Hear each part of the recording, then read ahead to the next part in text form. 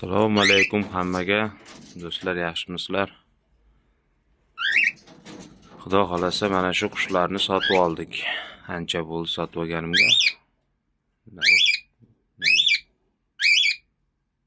Ovozini eshityapsiz. 4 dona. Gnizdosini mana bu yerda ham bor.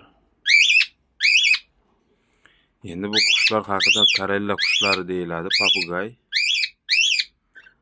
Kakadular ichida eng maydasi, tojdor qush ham deyiladi bu.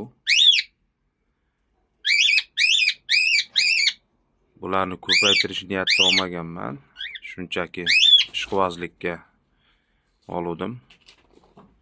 Mana bunisini gnizdosini osib qo'yganman. Xohlasa ko'payar, xohlasa ko'paymas. Kimlardir ko'paytiraman, olib chiqib sotaman deb savdo uchun olishadi. Men unday emas, o'zim qiziqish uchun olganman. Endi bularga keladigan bo'lsak, bular 15 yildan 20 yilgacha umr ko'radi. O'zi aslida 15 yil deyilgan, insonni qo'lida 20 yilgacha ham umr ko'radi Karella qushimiz. Mana suv idishi bularga beriladigan mahsulot. Mana bunisi mel, bunisi mineral. Mana bu idishda ovqati turibdi. Hozir ovqatini ko'rsataman, qanaqa bo'ladi.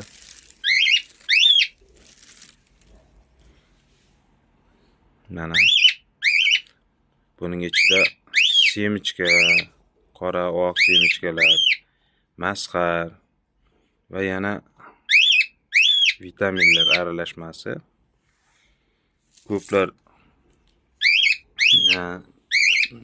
buni ikki xil anosini sotadi do'konlarda. Donini